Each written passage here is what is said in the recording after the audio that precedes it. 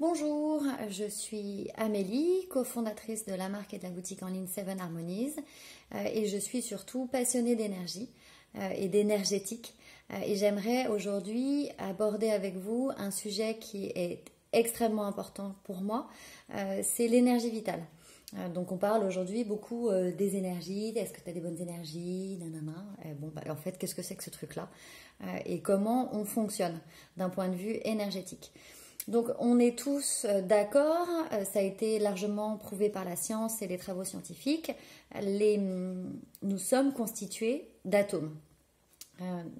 Et les atomes sont eux-mêmes constitués d'un noyau et d'électrons. Je vous ai imprimé un schéma pour qu'on comprenne bien de quoi il s'agit. Donc ça, c'est un atome. On retrouve le noyau ici. On se replonge un peu dans les cours de sciences. Et là, on a les électrons qui vont graviter autour du noyau. Qu'est-ce qu'on voit en regardant ce schéma-là? On voit que la plus grande partie de l'atome, finalement, c'est ni le noyau ni les électrons, mais c'est le vide qu'il y a autour. Parce qu'on pourrait créer un cercle autour de ça. Et là, on aurait finalement l'atome. Donc, on voit sur ce schéma que l'atome est constitué plus de vide que de matière. Il faut savoir que le noyau et les électrons représentent à peine 1% de l'atome. Donc 99,9% du reste, c'est quoi? C'est du vide. Mais est-ce que c'est vraiment du vide finalement? Non, absolument pas, parce que on le sait, le mouvement va créer une énergie. On le voit très bien sur les roues d'un vélo par exemple. Le mouvement va créer de l'énergie. Donc tout ce qu'on a autour, là, tout ça, finalement, c'est de l'énergie. Donc, on pourrait extrapoler en disant qu'on est composé de plus d'énergie que de matière. Aujourd'hui, on est dans une société où tout est axé sur la matière. En vrai, c'est ce qu'on voit. Moi, je vois mon corps extérieur, je peux le toucher, etc. L'énergie, c'est quand même beaucoup plus difficile. Et pourtant, on est composé de 99% d'énergie et de 1% de matière. Donc ça, il faut bien le comprendre. Les atomes vont se mouvoir dans le corps, les électrons vont se mouvoir dans l'atome et c'est ce mouvement-là qui va donner une fréquence. Donc j'ai une fréquence vibratoire, la fleur de vie que j'adore a aussi une fréquence vibratoire et elle émet quelque chose, cette forme-là. Mon stylo a une fréquence vibratoire qui est propre, forcément, tout est constitué d'atomes.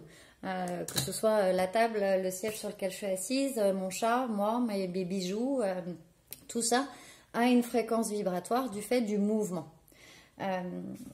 Donc, ce qui est important de comprendre ensuite, c'est comment sont alimentées ces parties de vide dans l'atome.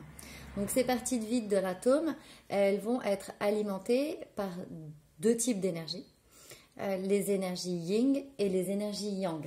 Je pense que vous connaissez aussi tous ce symbole-là, qu'on peut tourner, j'adore. Et ça, il représente les énergies yin et les énergies yang.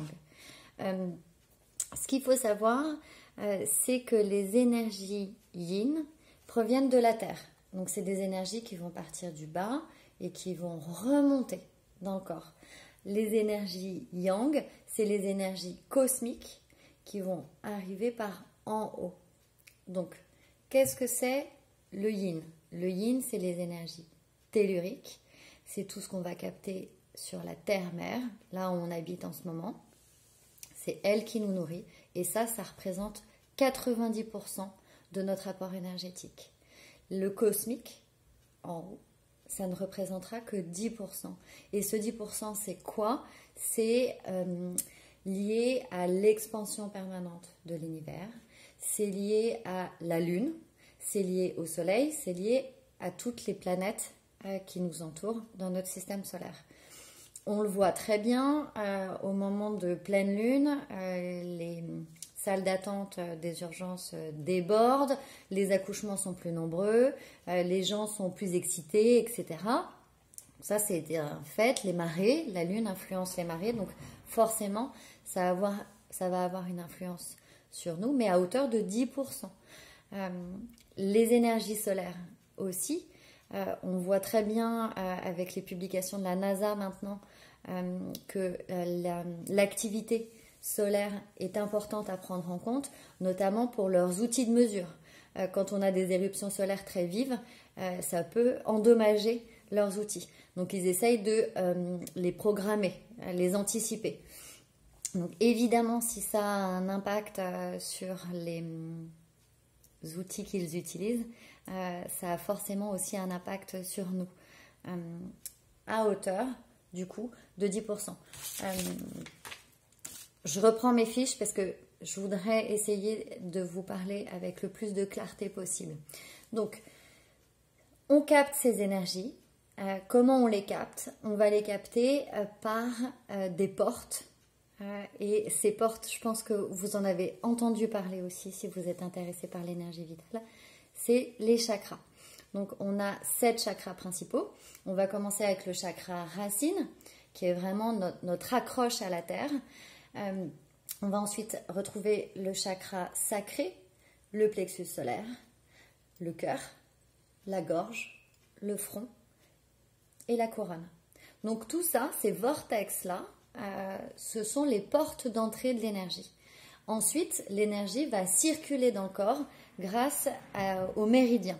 Donc on a 12 méridiens principaux qui vont tous avoir une fonction particulière et avoir un temps particulier dans lequel ils vont fonctionner. Donc 12 méridiens, 12 heures dans une journée, donc 24 heures. Donc chaque méridien a son temps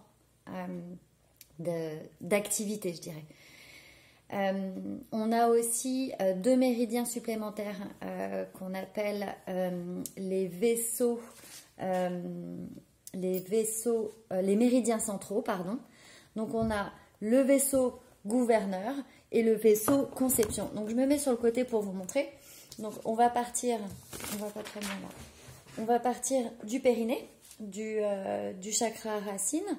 Et là on a le vaisseau conception qui monte devant, tac, qui va former une boucle avec le vaisseau gouverneur qui part lui derrière et qui suit toute la colonne vertébrale. Donc on a une boucle tout autour de nous, enfin à l'intérieur de nous, et ça va rayonner à l'extérieur de nous. Et c'est la route par laquelle l'énergie va pouvoir circuler dans le corps. Si vous avez déjà fait de l'acupuncture, l'acupuncteur il va planter son aiguille à un endroit stratégique dans les méridiens pour pouvoir dénouer l'énergie et pour qu'elle puisse ensuite circuler avec fluidité. Donc ça, c'est les ports d'entrée et le réseau de circulation de l'énergie. Il y a autre chose qui va avoir une influence sur le mouvement et la fréquence du coup vibratoire de notre énergie. C'est quoi? Ce sont nos pensées. Donc c'est hyper facile à comprendre. Quand on est amoureux, on est hyper léger, hyper heureux, tout est facile. Ça, c'est une fréquence vibratoire qui est très élevée. La fréquence vibratoire la plus élevée, c'est la fréquence de l'amour, de toute façon. Au contraire, quand on va avoir des pensées négatives, j'y arriverai jamais, je suis trop moche, je suis trop nulle, et puis de toute façon, je suis toute seule, le monde est horrible et tout. Là, on est plombé, on est fatigué, et donc là, le mouvement dans nos atomes se fait beaucoup plus lent. Donc, plus on va être élevé en vibration, plus le mouvement se fait rapidement. Il ralentit quand on nourrit des pensées négatives. Et donc c'est pour ça, il y a des gens qui depuis des années, et là je pense notamment à Lulumineuse, qui nous dit contrôlez vos pensées, c'est primordial. Évidemment c'est primordial, parce que la bonne santé de notre corps dépend de ces pensées. Donc c'est extrêmement important de travailler là-dessus, sur les pensées qui circulent en nous, parce que c'est aussi de l'énergie qui circule en nous. Donc, ruminer sur des choses difficiles, eh ben, on ralentit. Et un autre exemple d'un point de vue du coup énergétique d'une émotion, c'est la peur. Qu'est-ce qui se passe quand on a peur? On est tétanisé. Donc là, le mouvement s'arrête. Donc le mouvement ne s'arrête pas suffisamment longtemps pour qu'on meure de peur, mais on est figé. Donc là, plus rien ne se passe quand on est tétanisé par la peur. Donc c'est intéressant de comprendre ces mécanismes-là, parce que c'est comme ça qu'on pourra continuer à évoluer et à grandir en étant en bonne santé. Parce que qu'on se le dise bien, il y a des guérisseurs, des énergéticiens qui font un travail extraordinaire. Mais en vrai, on a tous cette faculté d'auto-guérison et de régénérescence. Tous. Donc il faut juste comprendre comment ça fonctionne et ensuite aller plus en détail, chakra par chakra, pour affiner ses ressentis. Et ça, c'est hyper important. Hyper. Donc, de quoi je voulais parler d'autre aussi? L'énergie, on peut la mesurer. L'énergie d'une personne, on peut la mesurer. Et une personne en bonne santé, l'énergie va tourner entre 8000 et 10 000 unités bovis. C'est la référence qu'on va utiliser pour mesurer un taux vibratoire d'une pièce ou d'une personne. Ce sont les unités bovis. Donc les maladies, comme la dépression par exemple, vont avoir une fréquence vibratoire autour de 5000 unités bovis. Donc en fait, qu'est-ce qui se passe?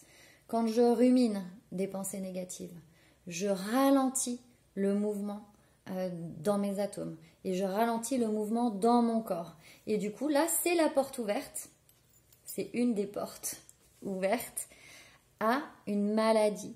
Par exemple, la dépression, si je vibre à 5000 unités bovis, eh ben, je vais beaucoup plus facilement capter cette maladie qui va m'imprégner ensuite. Pareil pour le cancer. Elle qui vibre encore plus bas, le cancer, ça vibre à 2500 unités bovis. Donc voilà, prenons soin de notre énergie vitale, prenons soin de nos pensées, tout ça dans le but de nous guérir et de nous auto-régénérer. Donc, qu'est-ce que c'est l'auto-régénération? C'est le vieillissement qui se ralentit. C'est quand on se griffe et quand on se blesse, eh ben, on va guérir beaucoup plus vite. Quand on se brûle. Voilà. C'est intéressant, non? Qu'est-ce qu'il y a d'autre important à vous dire là-dessus? Je pense que c'est tout. J'ai fait le tour. Je reprends mes petites fiches parce que je voulais quand même être structurée. J'espère que j'ai été claire. J'ai essayé de l'être du mieux que je pouvais. N'hésitez pas à me poser des questions en commentaire. Et à très vite avec des vidéos la prochaine fois sur les chakras en particulier. Parce que comprendre les chakras et leur influence, ça va vous donner des clés supplémentaires pour maîtriser et jouer avec votre énergie. À bientôt!